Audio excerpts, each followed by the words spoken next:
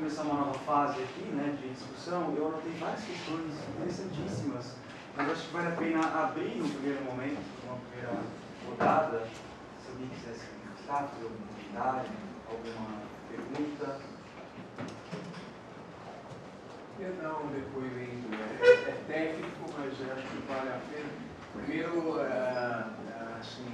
parabenizar as apresentações e parabenizar o trabalho que cada um de vocês vem fazendo nessa área. Eu atuo na área estrutural, recuperação e reforço de estruturas, eu uso fibras de carbono e materiais químicos assim, bastante atuais para fazer a recuperação. Então, o que eu queria dar depoimento é que na área de estrutural, pelo menos, a tecnologia mais atual vem contribuindo bastante para fazer essas reabilitações, né? Para fazer esses retrofits. Né? Eu acredito que, como a professora Alessandra falou, nessas outras áreas de instalações, acredito que venha também a começar se utilizar coisas mais modernas, né? Assim como vem acontecendo na área estrutural, a fibra de carbono ela permite, os arquitetos costumam gostar bastante desse material porque ele não interfere, não aumenta espessuras, não aumenta alturas, então não atrapalha o pé direito, né? Então assim, eu acredito que também nas outras áreas venha a se ter soluções mais modernas e pelo que eu sinto, pelo que eu vejo, realmente, pelo depoimento do professor, esse retrofit vem aumentando muito em São Paulo, esse tipo de trabalho. Né? Inclusive, um dia, um dos investidores,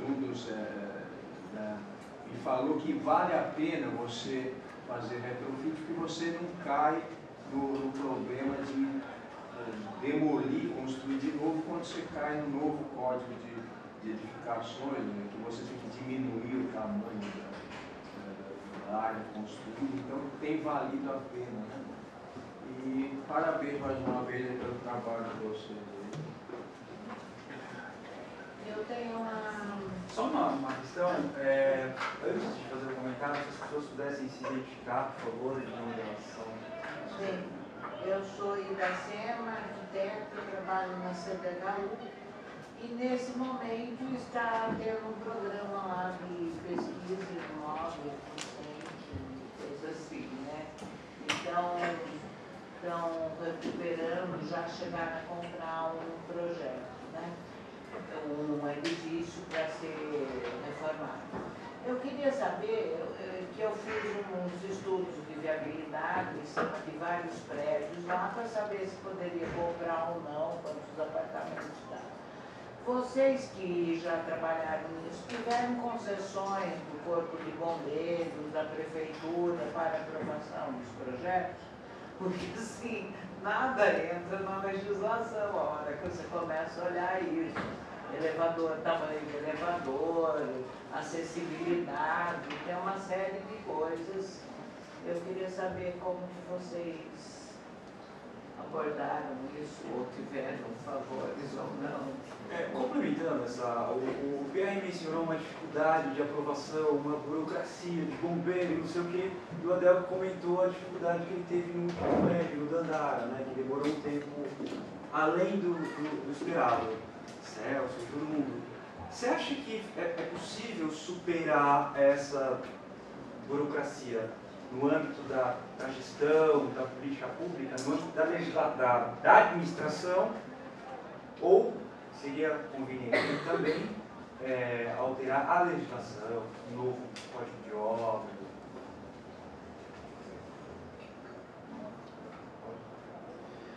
Bom, nós tivemos a experiência de conversar, inclusive, com o Corpo de Bombeiros e com a aprovação em SEAB sobre essas dificuldades. Agora, existem algumas recomendações que a gente realmente não consegue deixar de atender. Né? Desde o governo Mata, me lembro muito bem do Hotel São Paulo, por exemplo. No Hotel São Paulo não, no Hotel São João. A gente não conseguia romper uma escada, 3 degraus, para poder fazer uma rampa de acesso, porque fazia parte do baldrame do edifício. Então você não tinha como acomodar uma rampa lá. Então nós tivemos que colocar aquela cadeira alinhada com o corrimão para poder fazer chegar.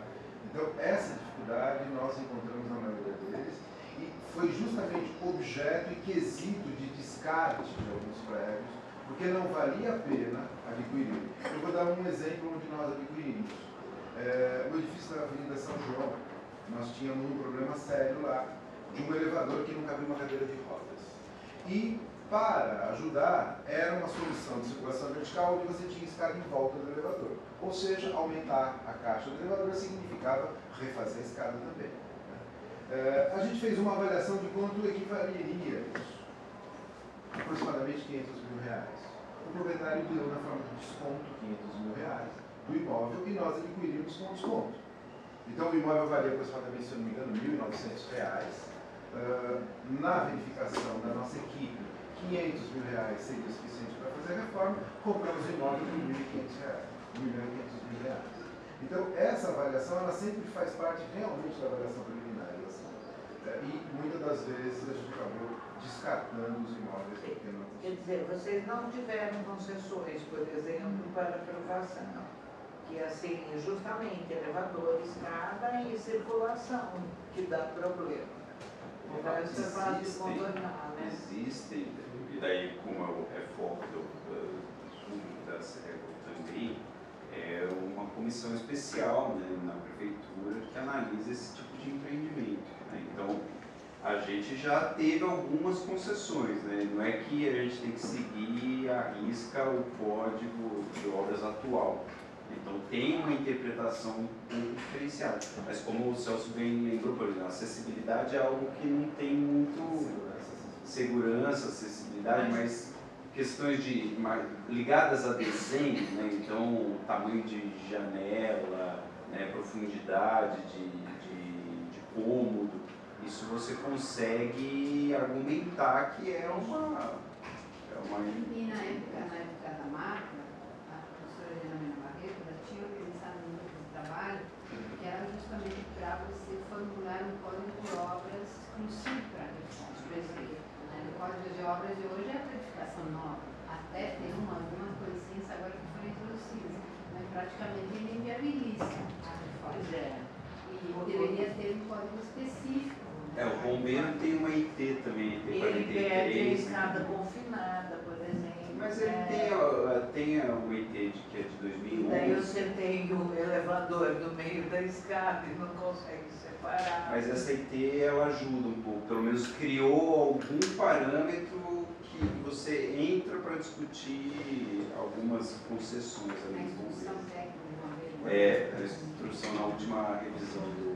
A burocracia ainda é complicada. Agora com essa nova legislação, é muito digital. Você tem que marcar a hora, né, marcar o computador, uma entrevista. Essa entrevista demora 30 dias. Você conseguir falar com alguém. Então, parece que a informática vai simplificaria, mas foi uma promessa do prefeito, do atual prefeito, porque a coisa não andou. Na prática não funciona. Você demora, você não tem acesso, é complicado. Eu acho que muitas coisas poderiam ser racionalizadas e facilitadas. Por exemplo, complexo com a fácil. São dois processos para, na verdade, os dois fazerem a mesma coisa. E aí fica aquele negócio, aí vai, volta, vai, volta. Você perde um ano e meio para aprovar um projeto. Nós tínhamos uma equipe dedicada justamente a acompanhar todos os trâmites de aprovação do projeto ligados ao Minha Casa Minha Vida.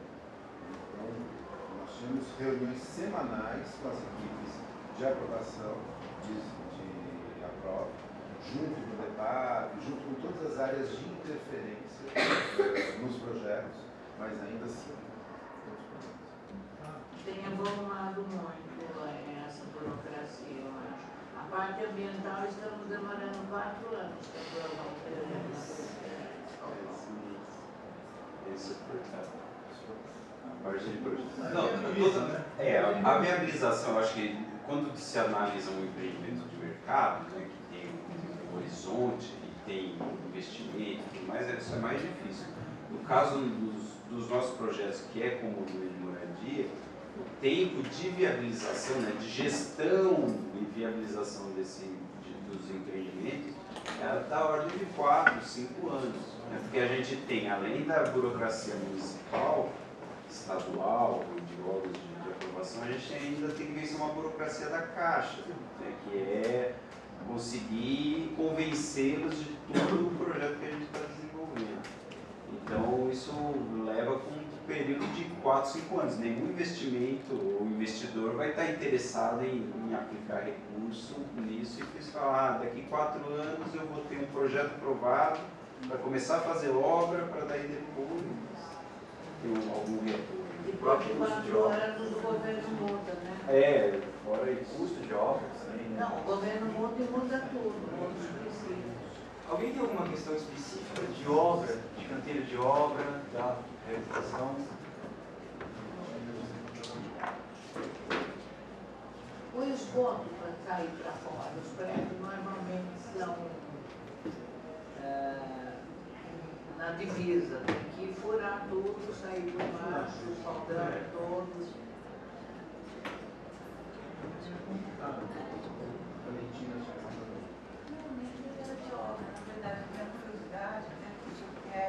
Se o senhor tem algum monitoramento pós-ocupação, se há que ensinamentos ele pode nos dar em relação à manutenção, inadimplência, e comercialização? Eu acho que o princípio básico é fazer bem feito. Tem essa orientação, não fazer concessão em qualidade.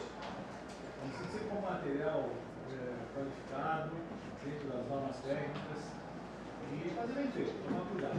Agora nós temos um pessoal de pós-ocupação. Então, durante um período, com a pessoa disponível, porque durante a obra, a maioria quando se forma, ele sai do ponto. Enfim, outro detalhe que a gente tem, a gente não pinta os apartamentos, por exemplo, só depois de vendido. Ele é pré-pintado, né, a massa e tal, a última pintura, aí depois se entrega a chave.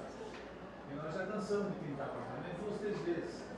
Porque ele fica lá, sei lá, 6 meses à venda, pintadinho. Aí o marido põe a mão, o outro encosta o pé. Ele mancha, enfim. São conceitos, né, que vai ser apelando com o tempo. Mas a gente é um pessoal assim, e muitas vezes tem reclamações boas. Uma vez um cara veio dizendo que a nossa vida não é trincada. Não se discute, troca. Né?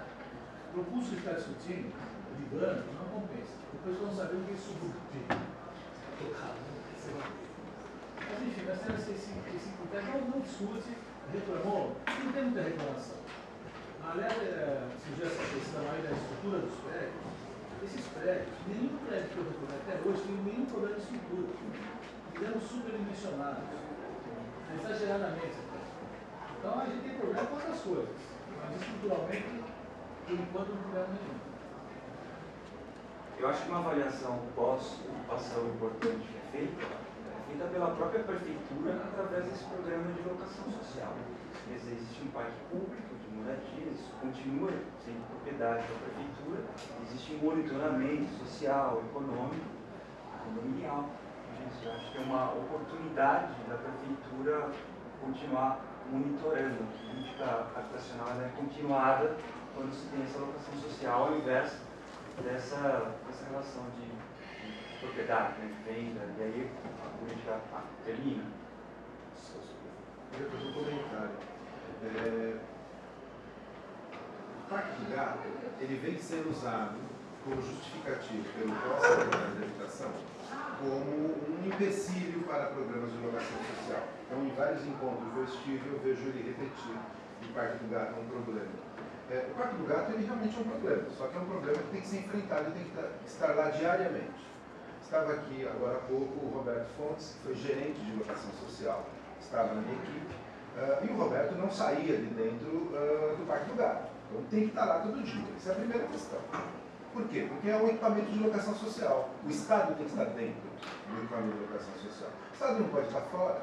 Se ele faz zeladoria, se ele coloca porteiro, se ele faz a limpeza, se ele cobra condomínio, o Estado tem que estar lá dentro.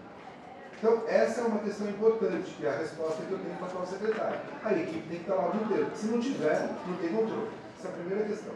Segundo, zeladoria. Segunda questão, Quando nós entramos em janeiro de 2016 ou dezembro de 2015 no Parque do Gato, eu sinceramente trabalhei na elaboração do projeto do Parque do Gato junto com a equipe coordenada pelo Wagner Germano, pela Teresa Herling, depois a Bia Biru, que desenvolveu o projeto executivo. Então, a gente trabalhou todo o tempo no projeto, acompanhamos a obra, íamos à obra constantemente. Então, portanto, eu vi o Parque do Gato sair da prancheta até ele ser entregue no final de 2004. Então, eu conheço bem o Parque do Gato. Eu estive lá esperando ver uma desgraça, uma hecatombe. 50% das pessoas que moram no Parque do Gato não são inadimplentes. Apesar de todo mundo dizer que ninguém paga, é 50% inadimplência. Agora, se o Estado não está lá, eu vi um bolo assim, não era assim, era assim, ó, de boleto, de cobrança, de aluguel e de condomínio que estava na portaria e não chegava na mão do morador. Então era fácil também, ou dizer que não recebeu, ou efetivamente não receber. Tem que ter gestão. Outra questão importante, o gás. O gás que todo mundo diz que a população de baixa renda não gosta de gás encanado, que é o botijão de gás do lado, que não sei o quê. 40% dos moradores do Parque do Gato tem gás encanado. Aí uma simples pergunta, um dia, não foi nem pergunta, foi um comentário que estavam fazendo na equipe, olha que bacana, né? Passa uma mulher do lado e ouve a nossa conversa. E ela vira pra gente e fala assim, é claro, você acha que eu sou louca de usar botijão de gás? Eu tenho filho dentro de casa. Então assim, essa consciência, ela existe. Ela precisa ser trabalhada. Se o Estado não está lá dentro, se o Estado não é atuante, você tem problemas de zeladoria, você tem problemas realmente de pós-ocupação. Eu vou fazer um comentário. Na verdade, ela está uma lebre mais. Não é nem crítica nem nada, as apresentações foram ótimas. Mas quando a gente pensa em 340, um corpo de 340 imóveis que podem ser candidatos a eventual, alguns mais imediatamente, alguns mais para frente, quando uma tecnologia ou, enfim, for disponibilizada. Mas o caso do PR me lembrou que também tem um lado da nossa profissão que tem que pensar como discutir isso, que é discutir o que vai ser feito por reuso. Porque eu acho que nem todo o material bruto que sai é adequado para certas formas de uso, seja como grout, seja como agregado, seja como novas formas de tijolo, nem sempre para pavimentação pública, ou para, enfim, a gente tem que começar a pensar no uso disso, que o volume vai ser monstruoso se a gente começar a fazer isso, e hoje a gente não tem uma destinação clara. Nós não temos condição de aproveitar isso na hora. Não, com certeza, não é isso nem que eu estou sugerindo. Poderia ter justamente esse material canalizado, um sistema canalizado para usar em pavimentação, em milhares de coisas. Realmente, essas empresas de tudo são obrigadas a ter umas regras aí. Tem local próprio, não pode misturar material orgânico com material próprio, tem. Agora, o destinamento final, eu não sei como é que poderia ser aproveitar isso. A faculdade onde eu dou aulas no Fui, nós fizemos uma visita em Guarulhos. A prefeitura montou uma usina de transformação de agregados de obra para uso da prefeitura. Excelente. É só uso da prefeitura, eles não querem vender aquilo, mas é uso para jardins, para guias, sarjetas. É uma coisa do ciclo de vida que a gente tem que pensar. Realmente, essa solução que eles deram me pareceu muito boa. A própria prefeitura processando isso aí, essas empresas. É uma quantidade grande. Tem que ter uma questão pública. Nas suas experiências também não dá para reaproveitar uma quantidade imensa, né? 800 caçambas. A dificuldade maior é que assim, a gente não está num canteiro de obra convencional, né? Então você não tem muito espaço para tentar reaproveitar ou por fazer algum processamento disso, né? A gente até no projeto do Joaquim Carlos a gente tentou ventilar uma hipótese de reaproveitamento de entulho, mas foi inviável financeiramente e de espaço físico para você conseguir produzir alguma coisa diferenciada. Então, infelizmente, a gente não consegue. Eu acho que uma das coisas que a gente busca a todo momento é tentar aproveitar ao máximo dos materiais que estão nos edifícios, né? Então, a gente tem uma briga um pouco histórica com o pessoal do movimento de moradia, né? Principalmente o pessoal da demanda, afinal, Porque a gente se mata para requalificar aqueles pisos de taco, né? E muitas vezes a hora que o pessoal muda, arranca tudo aquilo lá e coloca um piso fio cerâmico. A gente tenta fazer uma discussão com eles, fala, isso é qualidade, tem durabilidade, mas não tem jeito, é o pessoal mudar e... A gente precisa aproveitar mais rápido. Exatamente. Porque a gente, já aproveitou bastante, são os batentes. Então, de repente, se você tem que trocar os batentes, já estão unificados. Então, tem uma experiência até outro dia publicado, construir um banco do lado do postinho lá do ônibus, né? E um banco com batentes. Maravilhoso, o pessoal usa, é impressionante. O negócio assim, batente, poxa, não tem uma pisada, não dá para pisar tudo, mas eu guardo todos os patentes para reuso eventual. Mas esse banco foi assim, interessante. Isso é até publicação da Jaca Livre, nossa, eu vi, então não dá para aproveitar. Eu até cederia esse material, se houvesse se a precisasse fazer uma utilidade para usar, porque é madeira maravilhosa. Uma das discussões que a gente, quando a gente estava fazendo o projeto do Ipiranga, que a gente até procurou o pessoal aqui de tecnologia, para ver se a gente conseguia fazer um cálculo, né, de tudo aquele material que a gente estava reaproveitando ou deixando de produzir, né? Por exemplo, o concreto já está lá em forma de pilar, de viga, tudo. A gente tentou fazer um estudo para cálculo de emissão de CO2 e tudo mais, só que também não foi uma ideia para tentar fazer uma argumentação ambiental, né, de você aproveitar algo que já existe, né, e não para produzir aquela mesma quantidade de unidades, a gente não precisaria produzir mais cimento, né, só que também a gente não conseguiu chegar numa conclusão, num cálculo que a gente poderia usar isso como argumentação.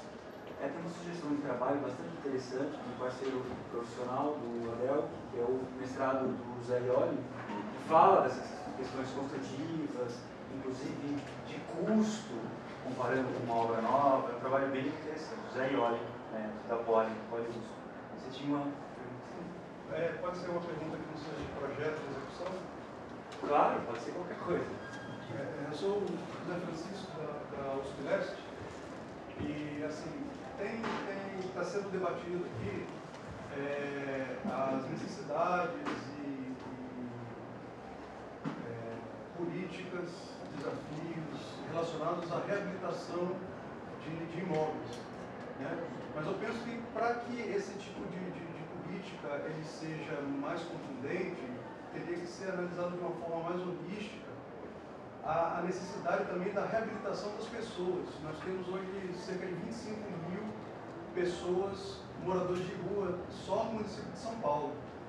Então, que talvez não tenham nem condição de pagar um mínimo, um condomínio, coisa do tipo. Como que é feito essa discussão de um ponto de vista mais amplo hoje? Bom, o Plano Municipal de Habitação, que tem aqui uma cópia, ele previa, na realidade nem o plano, o próprio Plano Diretor de São Paulo, ele previa o Plano Diretor de 2014 uma modalidade chamada Serviço de Moradia Social. E o Plano Municipal de Habitação detalhou isso um pouco mais. O Serviço de Moradia Social é justamente para aquela demanda que tem dificuldades de comprometer recursos para pagamento de aluguel, por exemplo. Moradores de rua, idosos, mulheres em situação de violência, pessoas ligadas a vínculos com drogas. Então, nós começamos a desenvolver, no final do governo Haddad, eu falo do final do governo Haddad porque foi quando nós participamos da gestão, né? Nós começamos a desenvolver um trabalho junto com Braços Abertos, onde o João fazia parte da equipe dirigente do Braços Abertos, eu fazia parte da equipe operacional do Braços Abertos, e a gente passou a selecionar imóveis. Então, o expertise da Coab foi colocado à disposição do programa. Então, nós começamos a selecionar imóveis, indicar necessidades de reformas, para que o Braços Abertos adquirisse na forma de locação algum imóvel voltado ao seu público e à política.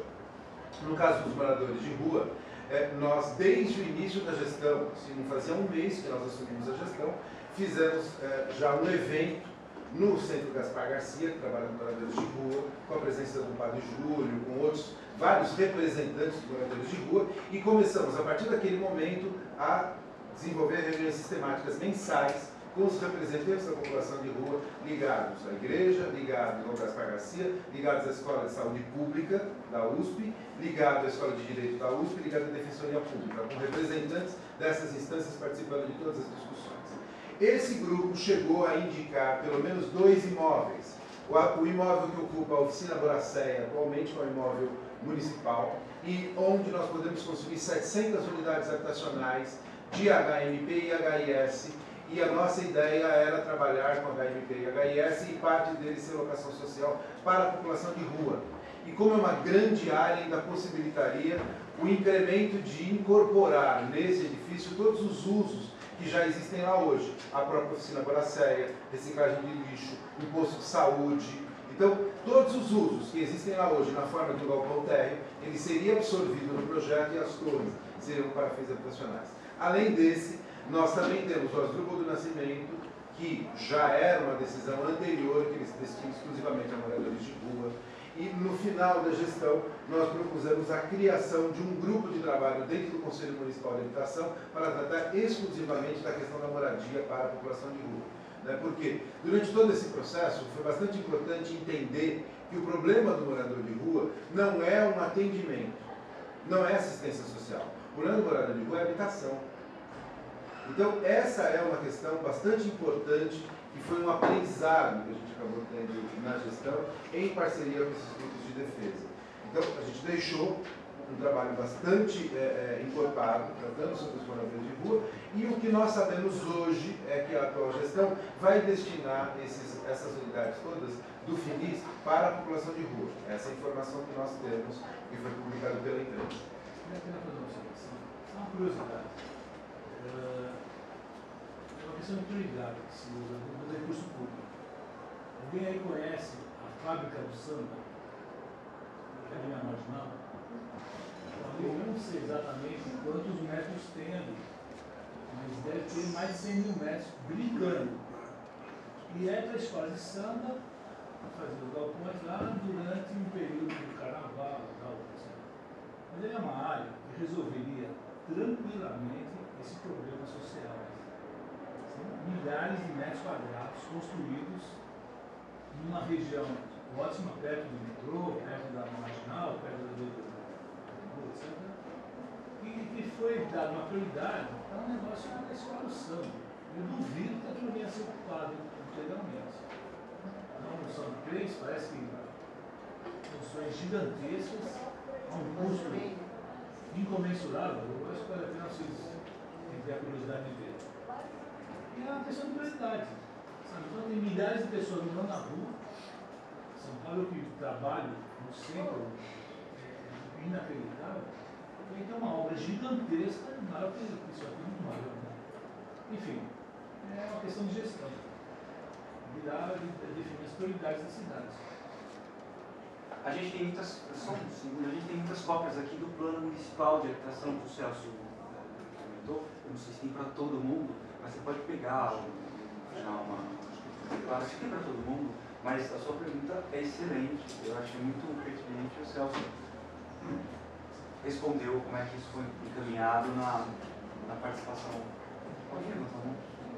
Desculpa. Eu me chamo Ana Maria, sou aluna do mestrado na USP de São Carlos, estou acabando na verdade, e eu estudei Minha Casa Minha Vida no interior e aí já passei no doutorado e a intenção é estudar a requalificação de edifícios também. E, bom, sabemos o tanto que as incorporadoras e construtoras ganharam com Minha Casa Minha Vida, comprando e fazendo empreendimentos na periferia e tudo mais.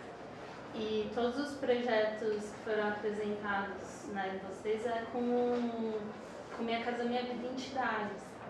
E aí eu queria saber, uma opção seria de envolver as construtoras nessa coisa toda, porque voltado para HIS, lógico. Porque na França eles têm uma ideia de nenhum metro quadrado a mais construído, e tem um incentivo público de reconversão de edifícios, principalmente construídos pós-guerra. Assim. E qual seria a nossa possibilidade aqui? Assim? Vocês veem possibilidade. Para além só do entidades. Bom, eu acho que o Pierre apresenta uma forma de atuação que é um pouco nesse sentido, né? Então, ele, enquanto empresa, né, conseguir produzir o viés que eu apresentei aqui do Minha Casa Minha Vida Entidades e do Minha Casa Vida FAR, né, que ele é um atendimento do faixa 1, né, que é um tipo de programa que nunca existiu no país, que é um atendimento de quem não tem renda, basicamente, né, tem uma renda muito baixa. A discussão de financiamento habitacional que existe, né, viabiliza empreendimentos como o que o Pierre apresenta. Fora isso, tem a discussão mais atual, que é de buscar um arcabouço jurídico, legal, de viabilizar isso através de PPP. Né? Teve algumas discussões na gestão passada, na gestão atual tem, do município também tem a discussão, e tem a PPP do Estado, que veio com... O problema é que no Minha Casa Minha Vida Identidade, as coisas que eu apresentei, ela atende uma parcela da população que não consegue acessar financiamento. Né? Então, quando houver financiamento e famílias que têm capacidade e renda para assumir o financiamento habitacional, você consegue, através de um programa público, fomentar questões que, se tiverem mais incentivo, talvez intensifique a produção. Né?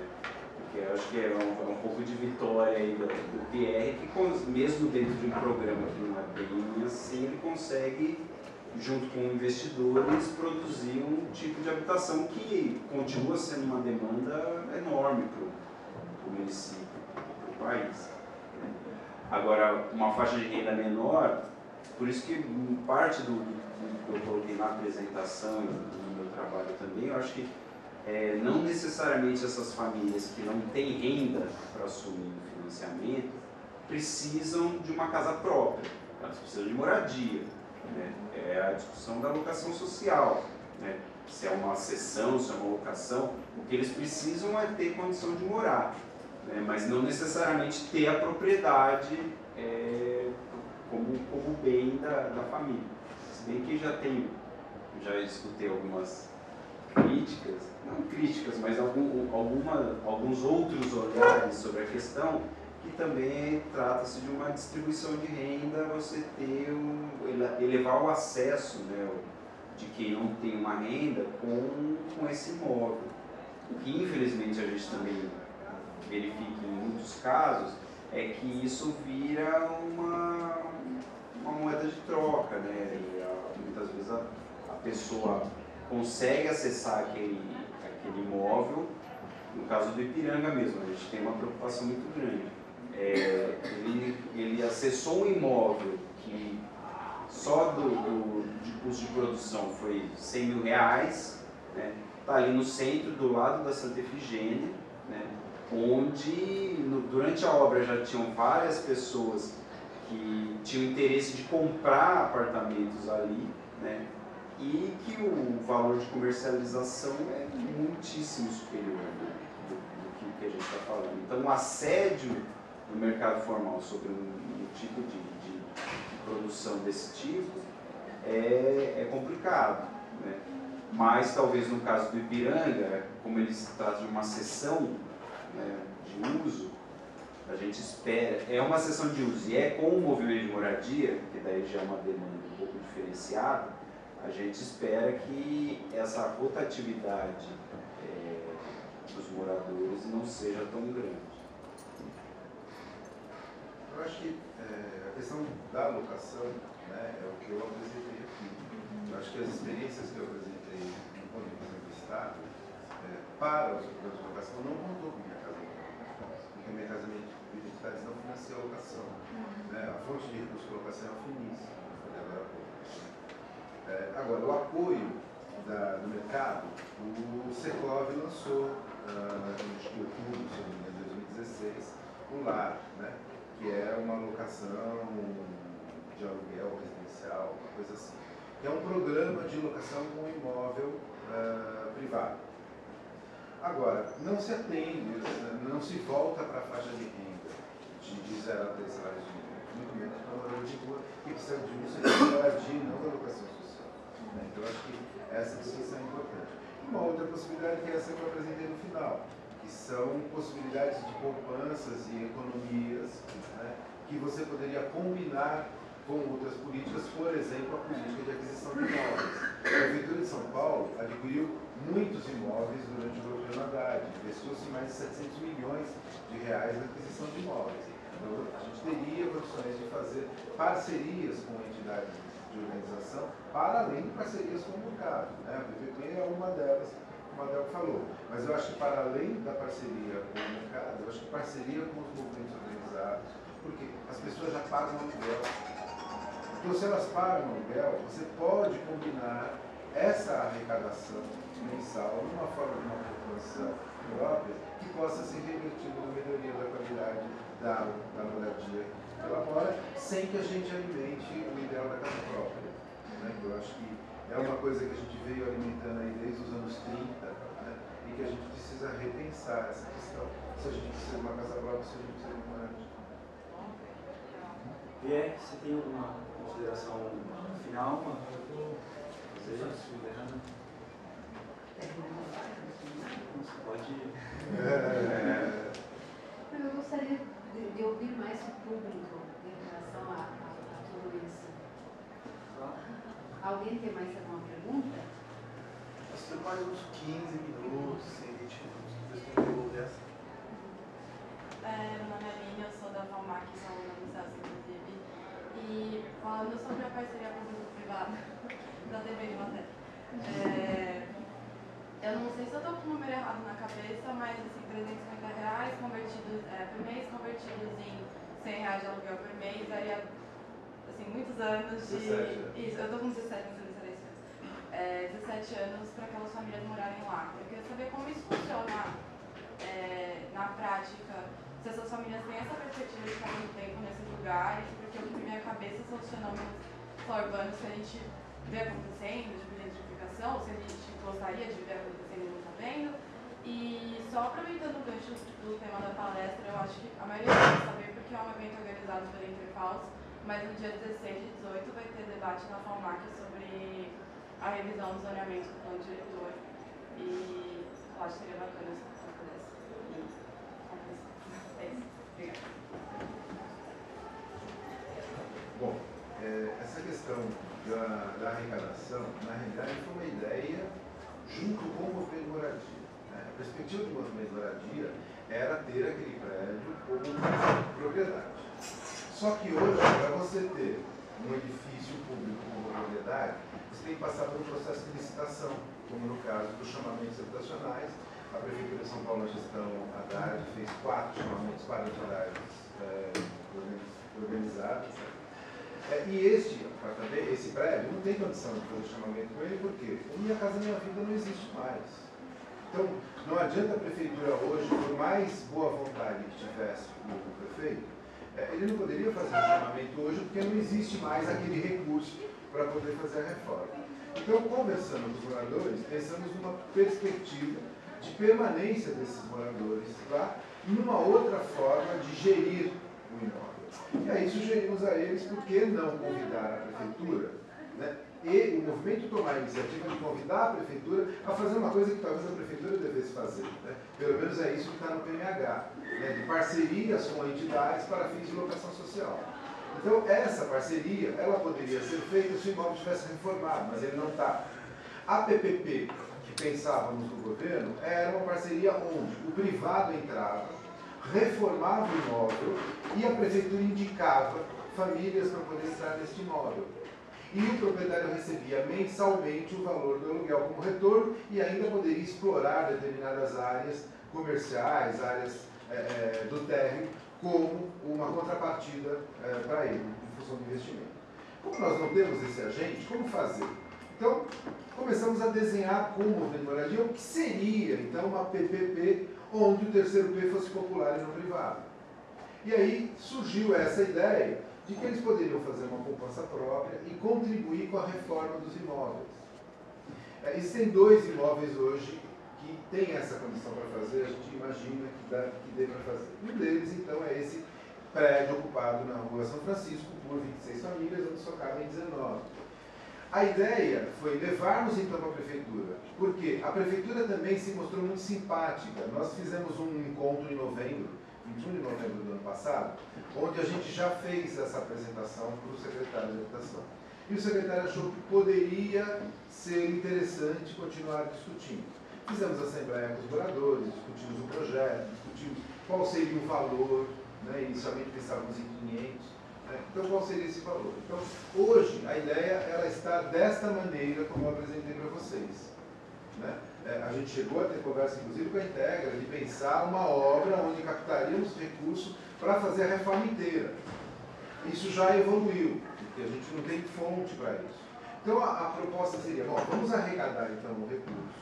É uma poupança onde os moradores vão investir inicialmente, porque se eu entro numa casa e também reformo ela, nem que seja pintura, nem que seja trocar a bacia do banheiro. Eu entro numa casa e não gosto de usar a mesma bacia que estava sendo usada pelo morador anterior. Eu troco a bacia. Eu entro numa casa e eu quero pintar, porque eu quero. Então, essa reforma ela é natural quando você ingressa para uma moradia. Então, a sugestão foi essa. Arrecadamos um recurso que seja compatível com a renda desses moradores e vamos converter depois esse valor no valor de aluguel. Porque se ele investiu, né, e ele vai pagar um aluguel, então ele pagou um aluguel antecipado. Então, é essa modelagem que a gente ofereceu para a prefeitura. E a prefeitura falou, bom, se vocês entram com uma parte, a gente também entra com uma parte. Por quê? Porque o imóvel é nosso. Então, como o imóvel é nosso, cabe ao proprietário fazer as obras infraestruturais. Então, foi essa combinação que nós fizemos entre o movimento e o governo para que a gente estabelecesse aí essa parceria. Parece-me que isso está encaminhado. Eu recebi uma solicitação do Chucre essa semana para conversar com outro movimento de moradia que está ocupando um outro prédio para ver se eles aceitam o mesmo modelo que o nosso. Então, me parece que o governo já está meio que topando aí, porque já está sugerindo que a gente converse com outros parceiros para ver se a gente coloca mais um na mesma situação, porque essa situação ainda vai depender muito do CNH. Nós temos que, porque o prédio é do Fundo Municipal de Habitação. Então, essa operação toda, quem consente é o Conselho Municipal de Habitação. Então, nós estamos desenhando isso na estrutura da Secretaria de Habitação para submeter ao CNH e aí sim viabilizar. É mais ou menos assim, está o desenho. Bom, eu vou fazer algumas considerações, deixa eu falar no começo do pedido. Eu acho que, bom, primeiro eu queria agradecer pelo excelente debate, né, que a gente já sabia que ia ser, pela qualidade dos convidados.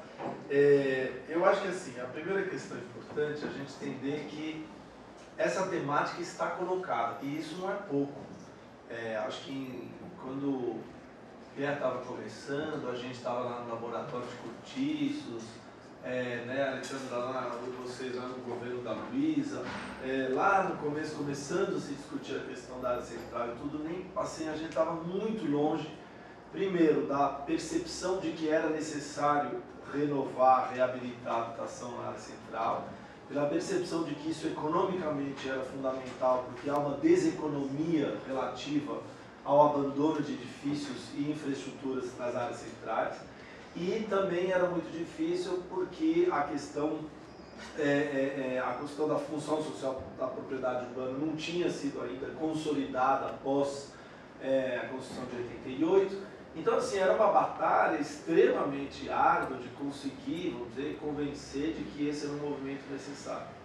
Eu acho que esse tempo todo passou e hoje em dia, de fato, essa é uma temática colocada, tanto nos movimentos, no setor da construção civil, as prefeituras. Isso hoje em dia se consolidou, quer dizer, todo mundo já entendeu que existe um potencial de 5 milhões de unidades vazias para habitação nas áreas centrais do Brasil todo, e a gente tem um déficit habitacional de 6 milhões. Né? Então, quer dizer, é claro que não é uma coisa que você substitui pela outra, mas simbolicamente isso quer dizer muita coisa. Né? Agora, o que tem que ficar claro, eu acho que aqui a conversa, às vezes, ela ainda fica confusa nessa questão. É que existe uma discussão que ela é independente de onde se está fazendo a habitação, ela tem relação ao papel do Estado e ao papel do mercado. E aí, às vezes, quando a gente está falando na área central, a gente fica falando aqui um pouco como essas coisas se misturam um pouco sem ficar muito claras. O que tem que ficar claro é o seguinte: a habitação é um produto caro. Sendo um produto caro, ele é de muito difícil acesso para quem é muito pobre. Sendo de muito difícil acesso para quem é muito pobre, isso pressupõe que o Estado, assim como ele faz para a saúde, assim como ele faz para a educação, ele se coloque para produzir habitação para os mais pobres e decida de que forma ele vai passar essa habitação para os mais pobres. Então, assim como ele faz com a educação, assim como ele faz com saúde, pode decidir que a educação vai ser em parceria com uma escola particular, pode decidir que é uma rede pública, pode decidir que é meio pago, que é gratuito, enfim, são questões de gestão pública. Então, que a habitação para os mais pobres tem que ser produzida ou totalmente ou em parte pelo Estado, isso é uma questão que já está na literatura mundial, já desde faz 50 anos já sabe, desde a reconstrução europeia pós-guerra já sabe disso, né? Desde os anos 30 com o movimento moderno na Europa. A questão é que estudo é muito caro e no Brasil a gente tem uma questão de prioridades, né? Como já foi dito aqui, você tem recursos que não são colocados sempre para essa prioridade essencial, que é a prioridade da habitação. Então, mas quando a gente fala da área central, o que tem que estar claro é que a política de reabilitação da área central ela é muito mais ampla do que aquela ação do governo só. A ação do governo ela tem que ser voltada a viabilizar a habitação em HIS para os muito pobres, que depois pode ser colocada ou na forma de locação social ou na forma de acesso à propriedade. A questão da locação social vem se firmando também, já foi muito falado aqui. Por quê? Porque ela impede que esse investimento público significativo para fazer a moradia para o muito pobre possa ser repassado para o mercado a médio prazo e perca o seu caráter social. O problema é que a população aqui é muito resistente à locação social, mas ela é muito resistente com toda a razão, porque se eu tivesse prometido coisas de locação social e tivesse realizado coisas de locação social, talvez estivesse acontecendo agora o que aconteceu com a Marta quando ela prometeu locação social no Parque do Gato, e o Parque do Gato serviu como um instrumento de política mesmo, não política pública, política de guerra política, para demonstrar o quanto aquela foi uma iniciativa ruim. Então se abandone, e na locação social, se não tiver gestão, o Celso já falou, acabou tudo. Então aquilo lá se tornou, foi tomado pelo tráfico, foi um horror e tudo mais. Claro que fica um horror, mas você não faz gestão, né? Então o problema é esse, a população fala, não, mas eu vou entrar nesse papo de locação social, quem me garante que daqui a 4 anos, quando o cara sair do governo, eu vou ter? Eu quero a garantia de ter uma propriedade para deixar para os meus filhos. Mas é claro que na hora que, quando eu fui com a Haddad visitar lá com a Delk, onde é que é ali, da Conselheiro Crispiniano, a gente chegou na cobertura ali, a gente teve uma cobertura com um terraço de 30 metros quadrados dando para o teto do Teatro Municipal. Aí o Haddad olhou assim e falou, pô, esse negócio aqui amanhã o cara vende por 600 mil. Eu falei, pois é, amanhã, não é? Ele era só, ele chamou, quem quer comprar? Já tinha uma fila lá. Porque era sensacional, sensacional você morar no centro, numa cobertura com um terraço dando para o Teatro Municipal. Então essa é uma questão delicada, que é uma questão de gestão pública, não tem nada a ver com a questão da reabilitação na área central, que é uma questão que aqui a gente pegou o lado mais técnico para discutir. Agora, a reabilitação de prédios na área central tem que ser ampla, portanto ela tem que ter o papel do governo para assegurar a HIS, e ele tem que se virar para fazer isso, mas ele tem que ser muito mais amplo do que isso. Ele tem que ter o papel do mercado da construção civil, produzindo para a classe média e produzindo para a classe alta. Porque a gente sabe que só assim a gente tem cidade com dinamismo urbano legal. Quer dizer, a gente vai ter, se a gente tiver, a gente não pode criar um gueto de habitação social na área central, porque a gente produz a médio prazo um terrível problema social. Portanto, é fundamental que se encontre, vamos dizer, todas as maneiras de intervir que possam suprir todas esse escalonamento de rendas, né? Inclusive eu lembro que no largo do... Oh meu Deus, ali no... Tem um restaurante La Casserole, Largo Aroche, tem ali um lançamento que foi feito sem garagem, mas para alta renda na época, e que vendeu muito rápido. Alta renda, não é Morumbi, 1.000 metros quadrados, renda média alta, vamos dizer, classe B, A, B. Né? Então, e vendeu muito rápido. Então você tem que ter essa diversidade. Agora aí entra o Estado uma segunda vez. Porque o Estado, ele tem a obrigação de, uma coisa é ele produzir HIS muito barato e conseguir fazer essa equação para produzir habitação muito barata. Então quando a gente, por exemplo, falou, nós vamos querer comprar o edifício lá que o Pia tinha feito para dizer, nós vamos botar ele em locação social, isso era a gente produzir, dar um jeito de produzir casa e pegar ela para a gente, para fazer casa muito barato que a gente subsidiava. Mas além disso, o Estado tem um outro papel. É o papel do maestro deste conjunto de política que envolve muita coisa. Envolve, inclusive, as políticas de incentivo para média renda e alta renda. Porque aí o que acontece? O Pierre falou, olha, na hora que você vai fazer pelo mercado, você tem 1 milhão de impedimentos que são impedimentos de política pública, que o Estado deveria estar desempenhando não só para fazer HIS barato, para permitir tudo. Então, na verdade, o que nós estamos falando aqui no Brasil, que ainda não tem, é uma chamada cadeia produtiva da produção construtiva na área central para reabilitação. Coisa que a Europa, como ela já tem 50% da produção total da construção civil de lá é de reforma, né, ela já tem essa cadeia produtiva desde os anos 40, mais ou menos. Então, significa ter materiais, significa ter uma indústria da construção civil de materiais aplicada a isso.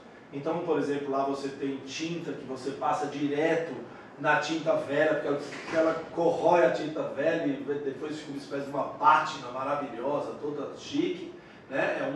Foi desenvolvido pelo mercado de tintas para poder ganhar tempo e não ficar descascando tinta quando você vai fazer. Você tem indústria de elevador, que faz aqueles elevadores. E aí, qual é o papel do Estado nesse? É ficar desfazendo os nós. Por exemplo, na questão dos elevadores, das normas da acessibilidade. Se o Estado não tiver a vontade de ir lá e ficar vendo que precisa ter uma elasticidade nessas normas, precisa conversar com os bombeiros, você chega em Paris, não tem nenhum elevador que entra cadeira de rodas. Aqueles elevadores não, aqui eles seriam, aquele elevador, ou você tem que talvez casar com o seu vizinho, a sua vizinha, você pegar o elevador junto, né? Você fica, uma espécie, ou morrer junto, que é uma espécie de então você, é um caixão, né, que sobe ali por entre a negócio de escada. Aquilo lá seria absolutamente proibido. Né? Então você tem uma série de coisas que necessitam do papel. O reuso não depende de quem está fazendo a obra, necessitaria uma política. Por exemplo, quando a gente estava na prefeitura, a gente criou 3 usinas de reciclagem, as maiores da América Latina. O passo seguinte era pegar essas usinas de reciclagem e falar assim, agora nós vamos começar a trazer entulho para cá, para começar das obras municipais, depois de obras, podia negociar com o centro e tudo mais. Por exemplo, questão do Compresp e do Condefat. Compresp municipal, Condefat estadual. Quer dizer, isso é tudo a gestão pública, não é só a gestão da HIS, da gente encontrar meios de comprar e fazer barato. É uma gestão muito maior da gestão pública para você poder dinamizar a cadeia produtiva na área central. E você, inclusive, daí começar a permitir as metodologias de trabalho que o Alejandro colocou muito bem, que são fundamentais. Por exemplo, você pode criar uma prefeitura, um setor, para facilitar a prospecção de prédios. Você pode fazer com que a prefeitura entre, ou o Estado entre, como facilitadores de uma série de coisas, como facilitadores da negociação entre proprietários e ocupantes de prédios ocupados. Né? O que é que a gente fez? A gente começou a fazer uma mediação. Né? Então eu acho que essa questão da cadeia de produção, ela é muito importante.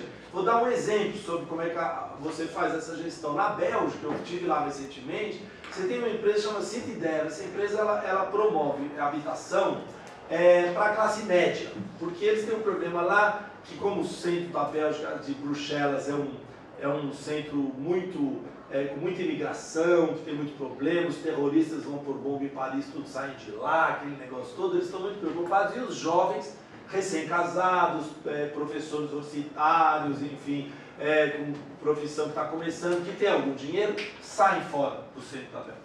Então o problema para eles, além de fazer habitação de interesse social, que eles têm que fazer, e fazem pouco, aliás, mas eles também querem fazer habitação de interesse médio, para a classe média.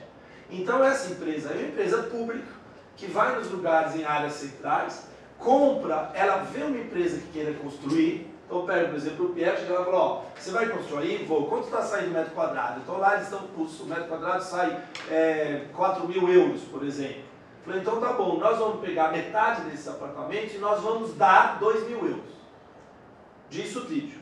É um apartamento de classe média. Então para jovens que têm algum dinheiro poderem ficar aqui, eles vão ter acesso a esse apartamento por metade do preço, na verdade, porque o resto é subsidiado. Qual é a condição? Não é IHS. Eles têm que ficar 20 anos naquele aqui. 20 anos. Eu até falei, mas 20 anos eu falei, é um problema, o cara vai responder o quê? Aí o pessoal casa, vai lá e tem filho, aí quer sair, aí não pode, tem que ficar 20 anos para nem alugar. Então eles estão agora tentando ver como é que eles fazem para o cara poder alugar, ou para poder, caso você tenha filho, você pode mudar para um do próprio sistema deles, porque eles têm, mas é para ter uma ideia de como é que o Estado ele pode ser um orquestrador dessa política toda. É isso que é para esse caminho que a gente tem que ir. Agora, vamos ser muito claros, porque eu acho que aqui no Brasil as coisas estão se polarizando e eu estou cansando dessa história de que a gente tem que ser sempre ponderado e falar as coisas tudo numa subjetividade muito assim, né, sem se comprometer, etc e tal. Eu acho que agora não, acho que agora as coisas estão ficando claras, a gente tem que se comprometer mesmo. Então eu queria dizer o seguinte, quando a gente não consegue fazer desapropriação porque o preço está lá em cima, tem uma máfia mesmo que trabalha para juízes e que vai lá e joga o preço em 40, 50 milhões de um prédio. E essa luta toda de corrupção devia pegar isso, faz anos está funcionando e funciona, e ainda está em vigor, né? Então quando você vai querer transformar um prédio e aí chega e o governo fala, mas o juiz, o perito judicial chega lá e fala, não, isso aqui está valendo 40 milhões quando o prédio não valeria mais do que 15, né? Você impede a política pública. Aí você impede inclusive a venda no mercado, porque isso aí insufla, aí o mercado fala, como assim? Ah não, o perito falou, então sobe todo o preço de mercado, inclusive para o cara que quer comprar aquilo para fazer investimento. Outra coisa, gestões públicas fazem diferença. Quando eu falo em política pública, é política pública de quem queira fazer política pública. Porque, desculpem dizer, mas aqueles galpões do samba ali que deram um problema desgraçado pra gente, foi o Kassab que teve ideia de fazer aquele negócio, desculpa, foi mesmo. E não era para ter feito aquilo, porque cedeu a pressão da escola de samba, tudo fazer aqueles galpões gigantescos e terrenos que sim era para ser feito produção mista, com variedade social e com um monte de coisa. Então assim, a gente tem que começar a tomar consciência de ver exatamente que faz diferença quem está no governo, quem está fazendo, quem está fazendo o quê, né? Agora, precisa lutar para ter essa política generalizada de ocupação do centro. Porque vocês viram no debate de hoje o quanto essa questão é complexa, ela se subdivide em 1 milhão de problemas. A questão do canteiro de obra no centro, isso aí é outra coisa que a prefeitura pode criar. Porque caminhão para uma obra de reabilitação no centro tem que seguir os mesmos horários da CT no caminhão que vai entregar a verdura, que vai... Não pode ter regra diferente. Tudo isso precisa, agora, isso é muito trabalho de gestão pública, mas é passível de ser feito. Tanto é que nós, no plano municipal de habitação, nós temos aí uma diretoria que a gente tinha criado, que era específica para tratar a questão da área central. Eu quero fazer isso, para começar a levantar tudo que era relativo à questão da área central, vinculado à habitação, mas vinculado também à nossa. Então eu acho que esse debate foi muito bom nesse sentido, porque levantou um pouco essa problemática, apontou um pouco tudo isso, mostrou o quanto essa história vem de longe. Os nossos convidados são pessoas que estão envolvidas nisso há anos, né? e mostra o quanto isso está sendo amadurecido.